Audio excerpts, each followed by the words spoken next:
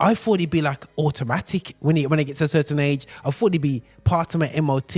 You have a PSA, but you have to request it, guys. You know, like when I go back for my MOT, I'm going to be going, now I keep on forgetting the name of it. I'm going to jot this down, but it's a PSA test because sometimes I don't ask for it properly.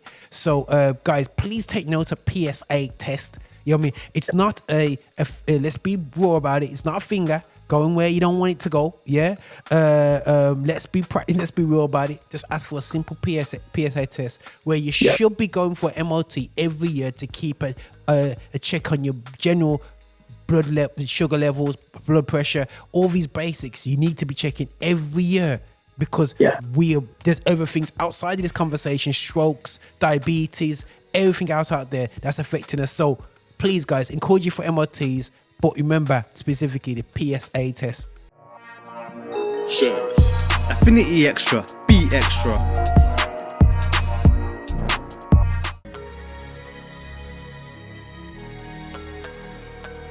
Yeah, people, this is your boy here, Roger Moore here, and I think Xtra, celebrating gospel musical black origin, and we're here with another NHS special. Now, this is one of the ones where we're going to be talking to, not so much an expert, but we're going to be talking to somebody who's gone through the experience of the big C. Yeah, I'm going to get him to explain himself, his background, and whatever. I'm going to try and explain I'm going to say his name, Joe Appiah. So, definitely a cool dude out here, but 100% we're going to be going through his journey because some things, guys, when it comes to the big C, it's something we don't talk about. We don't go to doctors. It doesn't really help, and we don't do a lot of things, but it doesn't really help us. And the NHS is not saying we're not here to help you. We're just saying we're here to help you. So we need to wake up as a community to realize that we need to be on top of this. And I'm sick to death to hearing that black men are the most affected people when it comes to prostate cancer. Why is that? But this is what we're investigating, and we have a conversation with someone who's going through this journey, which we're too scared to talk about it because we don't talk our business. Yeah, we don't talk our business, so we don't know what really is going on. So we're here to talk with Joe Appiah, who's going to introduce himself to us. Brother Joe, introduce yourself, my bro. Yes, hello everybody. My name is Joe Appiah. I'm a prostate cancer survivor, and I'm also a very successful masters athlete. I do the sprint hurdles, and I currently hold the world record for 100-meter hurdles in my age group, which is 50 plus. You might know, I know another masters athlete. I think he's just stopping now, Donald Brown. He's a very good friend of mine. It's okay. Yes. There's records now that I'm taking from him because he does hurdles as well. Okay. I was gonna put it out there. I might message him going, Donald, I got your the person who's overtaking you right now. I might have to get that's a bit of a competitiveness, but no, it's absolutely fantastic. And you know what? To be honest, when it came to Donald, I saw him doing his athletics, and he's going on to 60 now. Yeah, and you know what I'm saying, and I'm thinking, hold on a second, why am I trying to slow down a football, and I'm in my 40s? I'm gonna keep this thing going. You know what I mean? So he's inspired me, and he didn't realize until we met the other day, and I met him for the first time, and I was like, boy, he inspired me on Facebook. It's like, but just by having that post of him sprinting and I'm seeing him being active, it just inspires me to keep it going. So guys, retirement age from sports is not 16, 17, you know what I'm saying? Continue, it's good for you. Well, if you think about it, people like Donald, who are ahead of me in the age groups, in the Masters Athletic, they inspired me.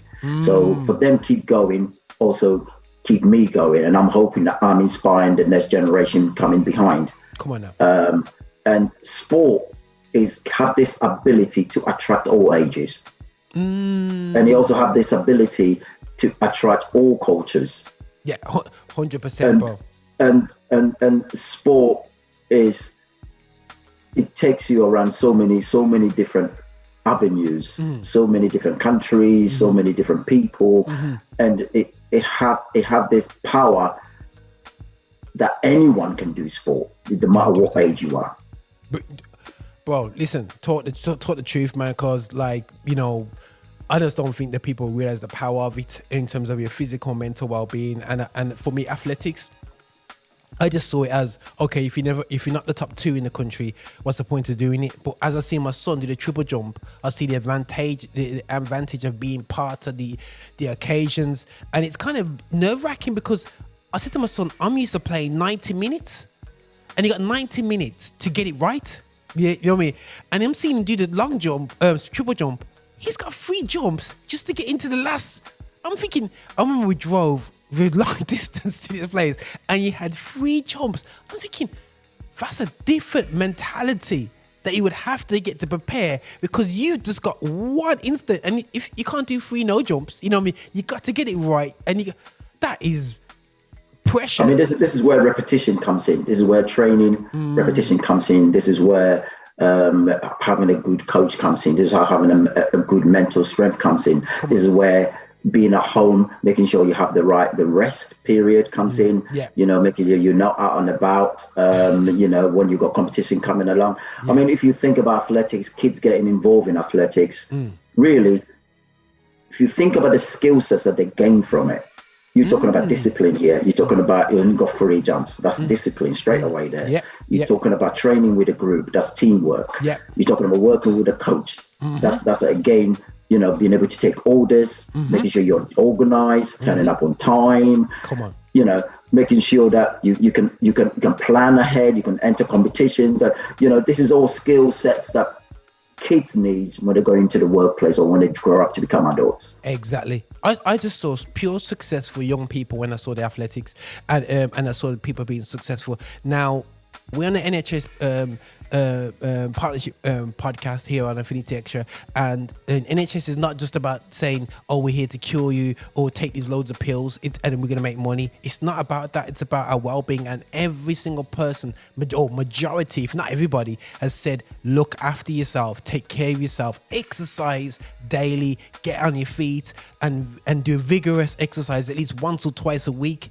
Yo, this is what we're saying, and you know, and myself and Joe, yes, we do play sports at a competitive level still, but at the end of the day, so yeah, we're encouraging people, please get out active, because it's not good for you. It's not good for you. Not good for you at all. Now, bro. Well, I mean, if you talk about exercise comes in lots of different forms. I mean, you're talking about competitive exercise.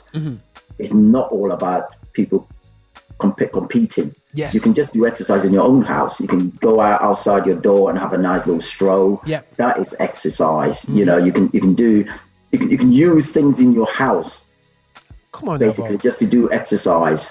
You know, we really need to take care of ourselves and making sure that we take the ownership back to be in control of our own health. Come on, 100%. And this takes the pressure off the health system. It takes the pressure off so many things, and it takes the pressure off ourselves as well, and improves our quality of life. And that's what we're here to improve with this set of podcast series. This is it. So it's quite fortunate we got athlete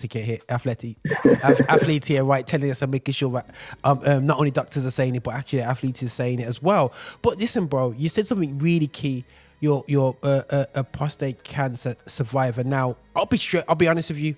Prostate cancer is one of the most awkward things. You know, like growing up and people says, right, prostate cancer. And you know how we go, and you know, as man them go and like we just go, me not let it check me out there.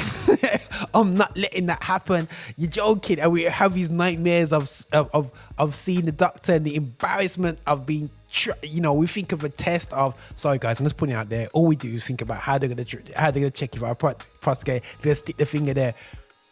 That whole macho element has really made this something that not many people have talked about. Yeah, at all. So, bro, how, you know, you're active guy. You're probably not even thinking about cancer. You know, how on earth do you get there? Because that could be me. You know what I mean? So please explain, man. Well, my friend called me and said, "Oh, I've got cancer. I've got prostate cancer." What do you mean you got prostate cancer? But he said to me that, look, I've had symptoms. I've got family history. I've I've ignored it really until he was in his friend's house, and she realized he was going to use the toilet a lot, and she happened to be a very senior doctor, and she knows about these things, and she told him to go and get checked because he said, look, you've got a problem. And really, she saved his life. And from there, he called me, and I listened to what he said to me, that I need to get checked out. And then I did some more research and realized that Black men, we have a much higher rate of getting prostate cancer. Now, in the general population, it's 1 in 8, but for Black men, it doubles. It's 1 in 4. That's huge. So if there's 4 people in this room, one of us will get prostate cancer. Nah, that's quite high. So just imagine you and your friends in a room. Yeah. Just count. Yeah. The 4 of you, 1 will get prostate cancer. So that's how it came about for me. So for me, my friend saved me.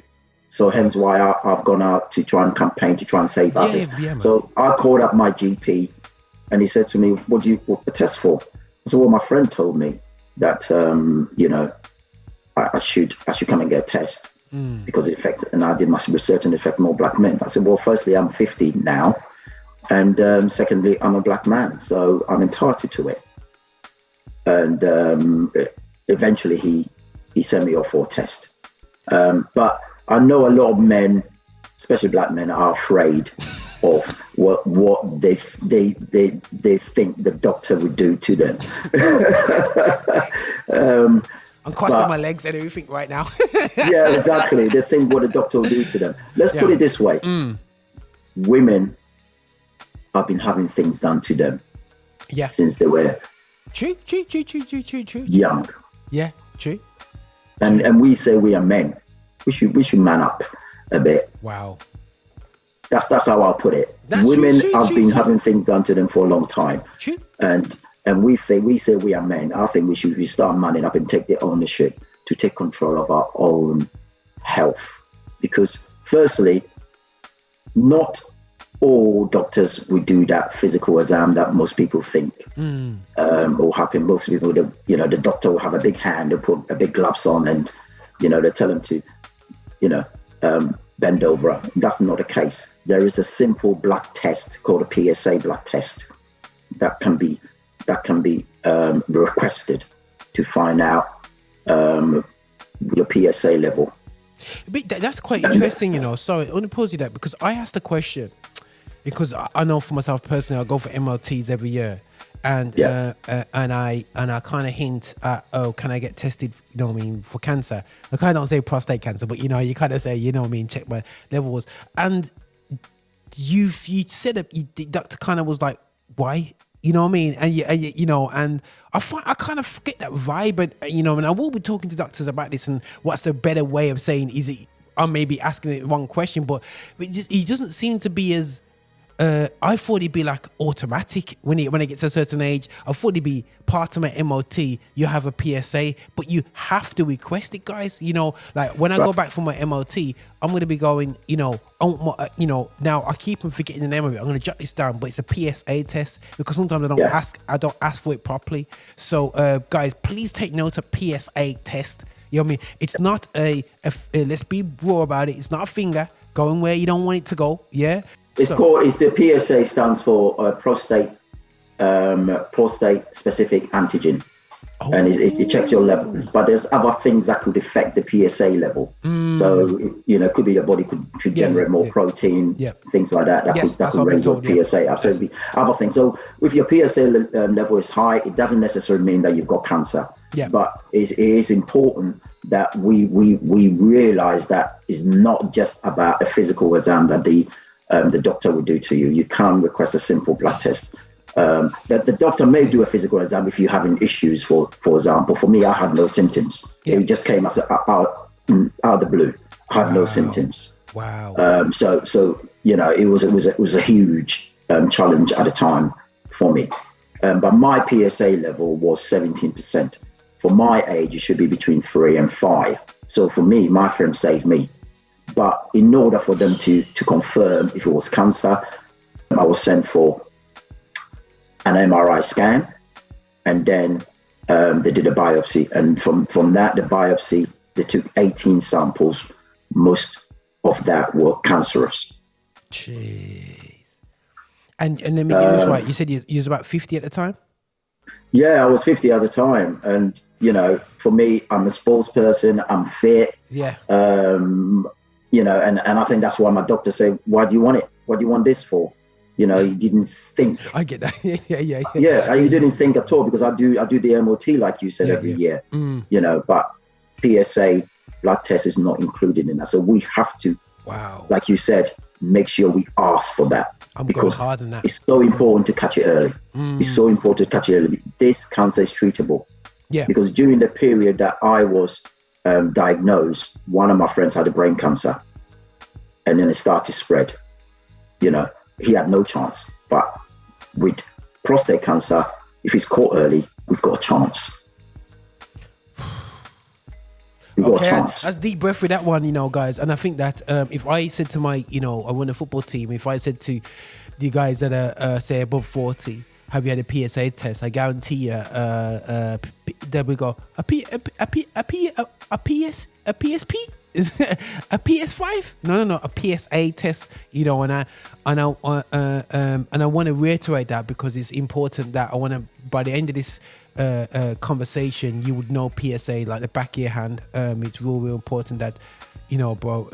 It's scary, because I've seen this. I've seen the adverts. I've heard the adverts about prostate cancer, but. And this is not so much my problem. We see the adverts, we hear interviews, you know, but this is what we have. We don't think it's us. You don't think it's us. It's like, this is why we do what we're doing, guys, you know, with the NHS, because we want to have real conversations. And I think the real conversations will make it sound like it's not a staged performance. You know what I'm saying? This is a real conversation. You know, me and Joy had no exchange of no wallet money beforehand. We're just coming together to do this and talk about this.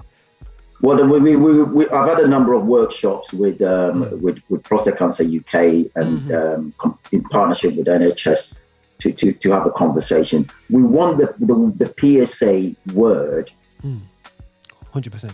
A bit like know your PSA level. A bit like we know our cholesterol and blood pressure. Because, for example, the black community is affecting us so much. We want this conversation to be so wide that men know your PSA level. Why don't you know about your PSA level? Especially when you're a black man, when you reach a certain age, 45 upwards, 40, 50s, you should know your PSA level. And that is the message that today I hope that people take with them. Okay. Whew. Jeez, that's absolutely crazy. So now let's slip back. Let's carry on with this journey. So now you've been diagnosed. Yeah. You're a 50-year-old black man, athletically, you know what I mean, stacked, like ready to go, enjoying your sports, and you get told this this news. What happened next? How were you feeling? Who did you go? You know what I mean? Who did you go to? I mean, the important thing for me was the fact that after the biopsy, I went to see the urologist. Okay, cool. The urologist, and to tell me the news, because I was expecting really that, oh yeah, it's a bit high, but because you do sport, blah blah blah, or we just give you tablets, or we monitor it, and then you just explaining this, and the you know, the most of the samples were cancer, and we didn't really. I went with my wife. Thank God I did. I went with my wife, and I didn't really take it, and my wife didn't take it. So he said to me, he says, "Do you know you got cancer?" I was like, we were just stunned, because we were not expecting it at all. We were not expecting it at all. And it was such a, we were devastated. And for me, I was thinking, why me? What have I done to deserve that? I've done everything I can to minimize having health issues. But what we realize is that cancer doesn't discriminate. So real. Because there's certain cancers that you can minimize the risk by doing things like reduce your alcohol, even this cancer as well, reduce your alcohol, eat healthy, and live a good life, with exercises. But for prostate cancer, if you got a family history, for example, your uncle, your brother, your father, the likelihood is that it's in your family tree. Wow. So you're much more higher risk. Wow. So this cancer doesn't discriminate. So I just thought, okay, it's luck of the draw.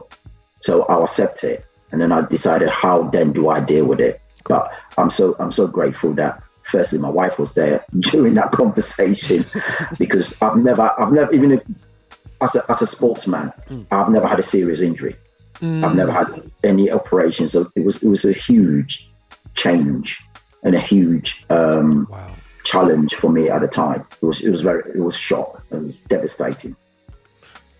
Bro, I'm like this. I'm already calculating. I'm gonna call my doctors right now and check if they did check my PSA level properly, because but anyway. So sorry guys, I'm just already racing my head, going, oh my goodness sake, the implications are absolutely crazy. And just hearing I've lost friends to cancer, not specifically that cancer, but and dare I say, people, like when you get into your 30s, when you may be listening in as a teenager, growing up in the time we're growing up, I'm only a little bit younger than yourself, bro. We always looked at getting to 65, retiring, then you die. Right. You know what I'm saying? Yeah. That's how we naturally looked at lives. But as you get older, you're seeing people on this journey disappear. That's Guys, it's traumatic, people. Yeah. And then when it hits you, when you have that door open on you and you can feel the breeze, there's a lot going on. Yeah, especially for this cancer is strange as well, because you don't necessarily have symptoms during the early stages. So most people will have symptoms when it's past 60 or 65. By that time, it's probably too late. Jeez.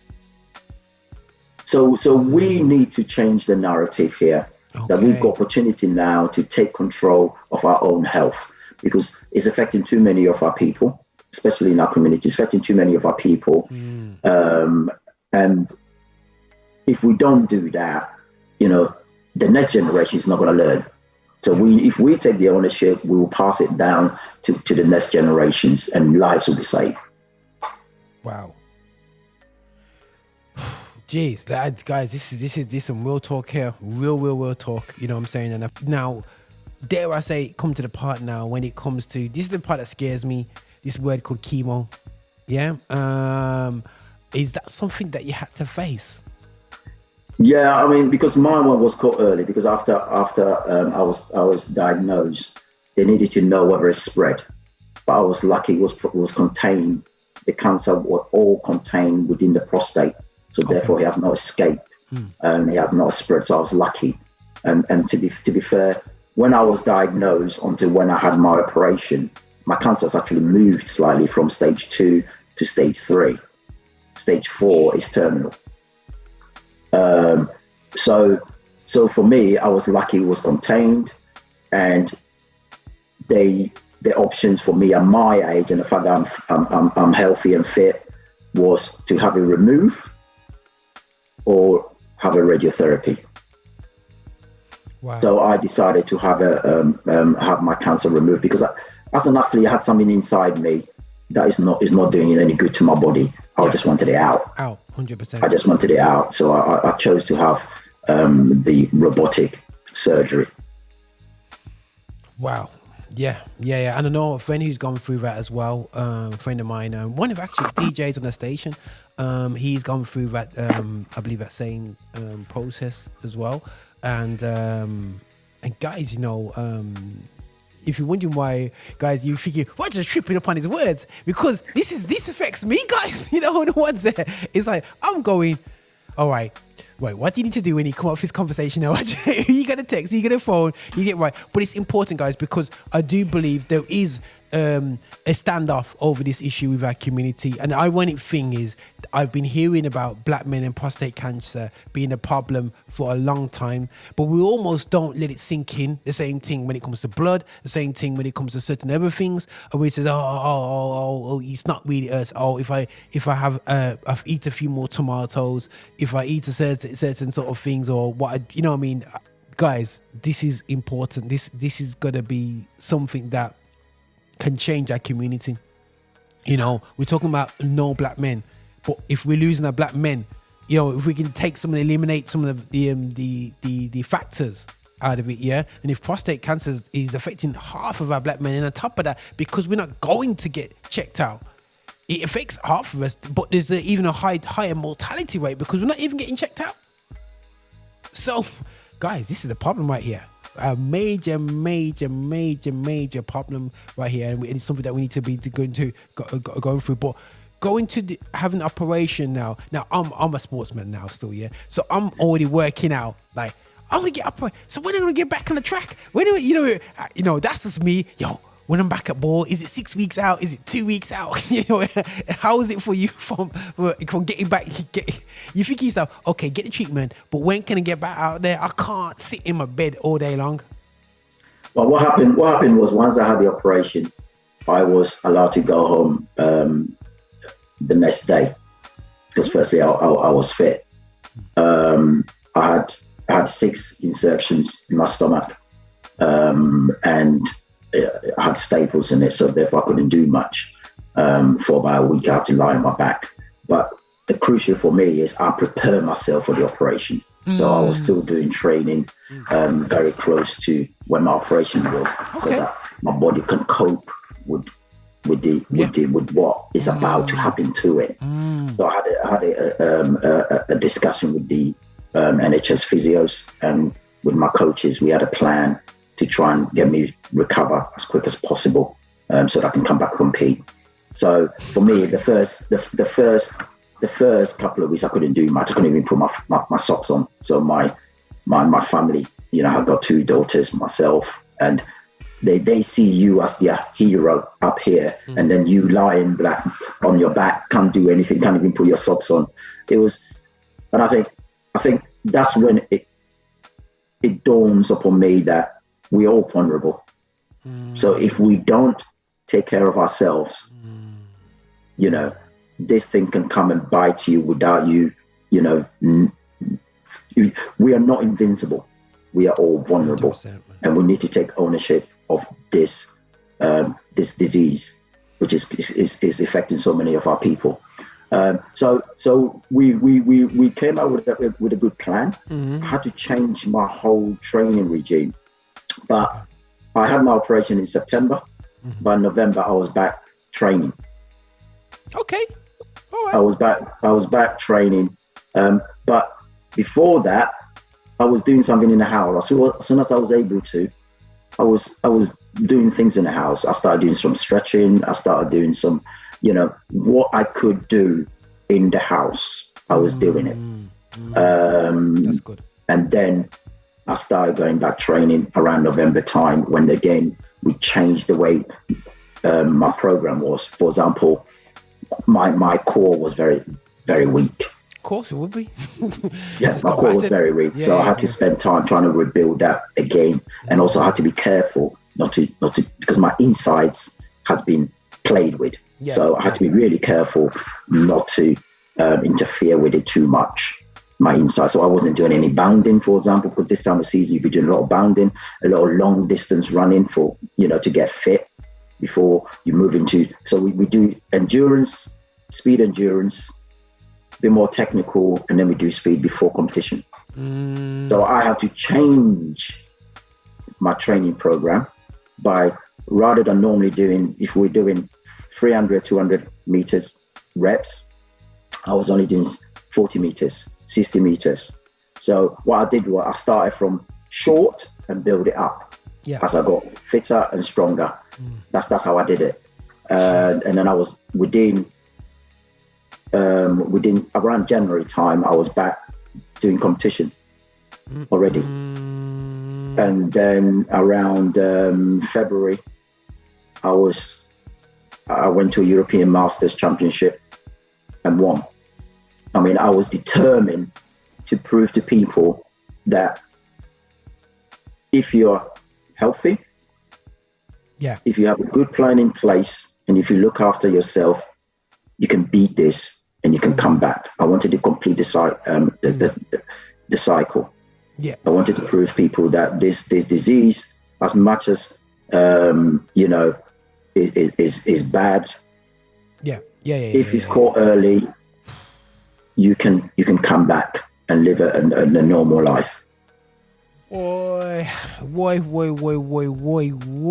Bro, that's inspiring, bro. That even makes me realize that I need to is for me to not be scared of it, because I think sometimes we're scared because we're scared of that battle that we have to have with the treatment. And I love the approach, bro. It's absolutely inspiring, because sometimes you hear the word see, and I've lost two guys they were about a year younger than me, and I was just turned 40. I'm 46 now, and lost two guys same age as me, if not 1 year younger than me or 2 years younger than me. And you think, hold on a second, we've got another 15 years and 20 years before we should be talking about this talk. Exactly. You know what I mean? Exactly. And my goodness, and you hear a lot of you go online and WhatsApp and they're telling you eat this, eat that, and it stops cancer, prevents cancer, which is all good and great, but but don't run away from the PSA test, people. Well, if you think about it, you're talking about generally eating this, drinking this, and that. Keep away from that. What we do is we minimize it. We minimize the risk. Yes, but doesn't mean we eliminate it. Not exactly. We minimize the risk. Yeah. That's what we can do for this cancer. We can minimize the risk, but we can't stop it. Yeah. What we can do, we can stop it by doing that PSA test, by speaking to our GP. By making sure that if there's anything there, any concerns, we catch it early and we can monitor it, and we can stop it. Cool. or get it removed, or get treatment as early as possible. And I think the important thing is to get in there early, because most people get symptoms, they have problems when it's already too late. And that's why people have been afraid to deal with it, because everybody thinks that this thing affects older people. No, it's because the older people are the ones that's actually going to the doctors because they've got something wrong. Wow. We don't at a younger age, because we think we're okay. Boy, as a black man, guys, it's a tough pill to swallow, very tough pill, and hopefully you guys are listening to it. And how I'm feeling right now, what are some of the responses you're getting when you're out there doing go around here? Because I'll be honest with you, I've never had this explained to me like this. And yes, you can argue you have stories around you, but it's always a case of, I remember somebody died of, I believe it was prostate cancer, and I remember I was about 18 at the time, and it was a hush thing. It was like, no. Oh, we just call it stomach cancer. Yeah. You know what I mean? And it's like, wow, why didn't people just say? I mean, for our community, we are almost embarrassed to say that somebody's died of prostate cancer. But I don't understand that. But for example, in my own family, after I was diagnosed, didn't think that I had any family history. It transpired that two of my uncles died from prostate cancer in Africa. Wow. Around the 90s. So really, most people have somebody that died, especially in the black community, that died from prostate cancer or have suffered from prostate cancer. But have they asked questions? No.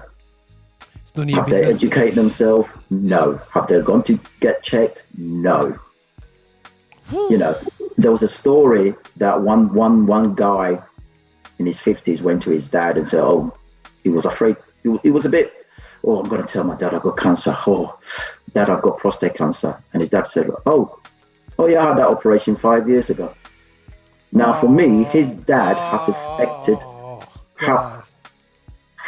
affected his son with cancer because he didn't tell him 5 years ago. Wow. Why and that is the stories that I keep hearing time and time again as I go around speaking to people in our community, people around me. And we must stop this and we must change it. Guys, listen. I'm not usually speechless, guys, but you know, this is real important.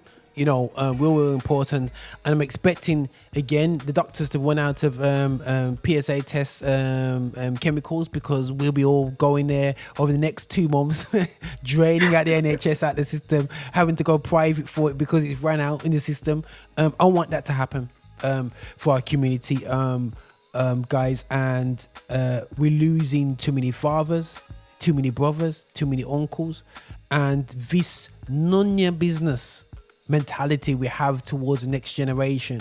This is why we don't go forward as a community, because it's none your business. And even when it comes to health, you know, and I think let's be real about this, you know, why do we not talk about it? Because it's in the region where we get the most power, you know, as black men. Yeah, man, I got you know, I got the thing, you know what I mean? And you don't want that area to know that it's had cancer anywhere near that area, in between our legs. Let's be real, we're like, it's perfect. I'm gonna go to the grave with being perfect. So just say the cancer somewhere else does not help the rest of us, you know. And I mean, if you're talking about that area, well, I mean, there is side effects of the operation and some of the treatments, but the things that you know, our people are so afraid of, you know, things like erection dysfunction.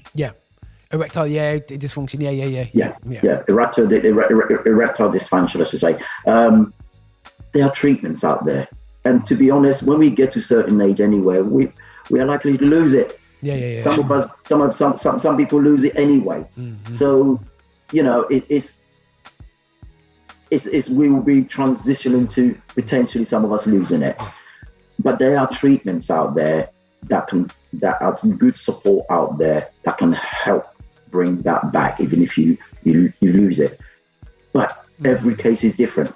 100%. You know, I have one person that says like his one came back within a couple of weeks, and I have another person that says like it came back a month, it came back a year. You know, everybody's body is different. Everybody responds to the treatments very differently. But there are support out there.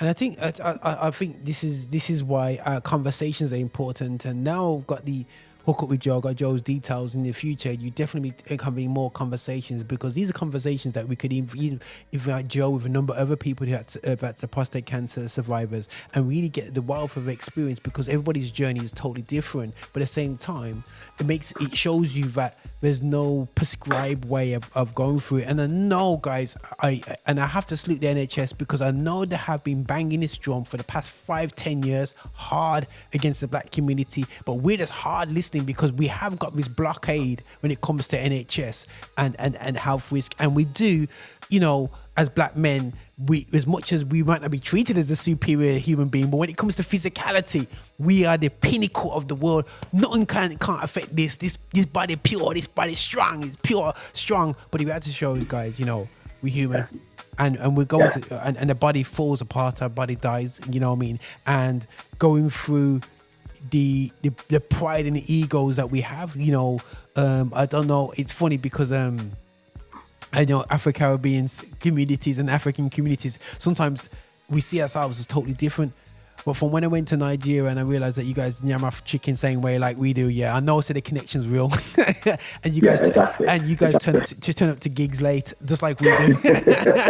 I know it exactly. And when you talk about machoism in this area, I mean, just take a step back and think about your family.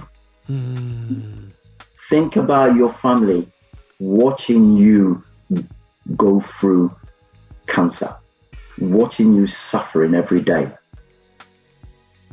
At times, I mean, I did a presentation at a college in around South London, and there was a young girl that says, my dad is going through cancer. We won't talk about it. And, you know, now the fact of the matter is not just about prostate cancer we don't talk about. It's about general health. You know, we think we don't want to worry them, but in fact they are suffering because they don't know how they're going to support you. If they don't know how they're going to support you. Yeah, man. Yeah. I got you, brother. If they don't know how they're going to support you in what you need. For me, it was crucial that I had my daughters, my wife supporting me. And I was very open. Yeah. Say it strong, bro. Because I was very open to them about it. And because of that, I had somebody that I can talk to and somebody that can help you, because I couldn't do much during that period. And if we leave it too late, we don't do something about it, they will see you, you know, really suffer every day because of the side effects of this cancer. Come on now. I mean, one person that I was, when I went for one of my tests at Guy's Hospital, I saw one of the young athletes there. Thinking, what are you doing here? He says, I had to bring my dad to get checked. He's had prostate problems for years. He will only come because I had to drag him. Wow. You know, so we forget about the impact that it has on our family. So our family is seeing us. You know, it's even more important that the female around us can probably see that we've got a problem before we can. Okay. They can recognize that's good. The females amongst us are equally as important in helping us deal with this problem. They can probably see it sometimes more than us, and they're probably the ones that will encourage us to go and get tested or go and see a GP and talk to the doctor. That's a big point, you know, and you know, the problem that I see as well is that sometimes we feel like, I don't need the family now, and we don't realize how much we're just starting this journey. You know, when you're in your 30s thinking, I don't need to, I'm going to go about and live my bachelor life and it's all good and whatever. I don't realize that, you know what? The family, right to the day you die, the family is important. And, you know, and you know what's absolutely important, you know, for us to realize, guys, you know, out there, it's not something which there's no support or no, you know, it's just comforting to know that you got consultants that can talk about, okay, you're an athlete. Sometimes I think that they might just think, oh, forget you, we're just gonna get it out to you and just move it on. It seems like there was a caring journey through this and trying to explain things and so on. And sometimes I feel like they'll just tell you they got cancer, this is what we're going to do, I'll see you in you see the letter and I'll see you next week. But it's good to hear from yourself the full journey. We're going to definitely get Joe in the new year back on here, because I'm not going to let go of these subjects with the NHS and with black health, because it's important that we keep on knocking this door, whether it's one view of getting this video or 1 million views.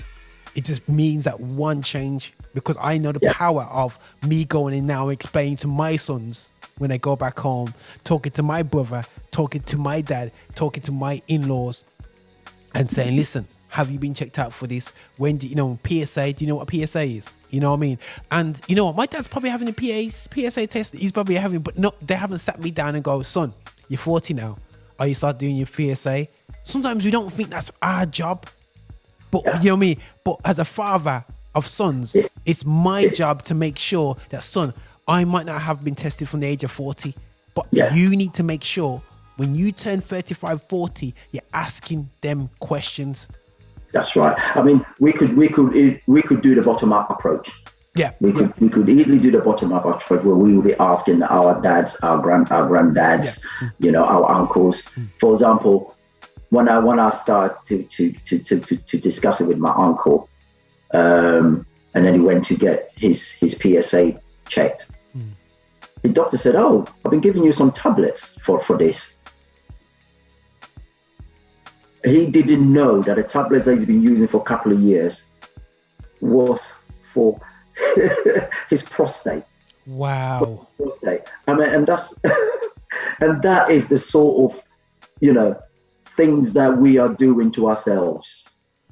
You could be taking the tablet that's totally harmful to you, and you didn't know anything about it. And that's one thing. We just don't spend time enough to understand what's going on in our bodies, and we need to change that. So, I'm trying as much as possible to raise awareness. If people want to know a bit more about my story, they can go onto social media and search for me. They'll be able to find something. We shouldn't be waiting on the NHS to be putting that information out in our community, people. We shouldn't be going, oh, it's the NHS's job to do it. Oh, it's doctors. No, we've got to be major about it. We're going to talk about it. We're going to make sure we are brothers keeper on this. And this is what this is all about, man. But listen, my brother, thanks for the conversation, and we do appreciate your openness. And again, we thank the NHS for creating this opportunity for us at Affinity Xtra to really to talk to our community about this killer called prostate cancer. And we want to thank Joe, who is a prostate cancer survivor. I'm saying? Say it strong. Appreciate for the conversation, my brother. Yeah. Blessings. Yeah. Thank you very much. Thank you all. Have a good evening. Blessings.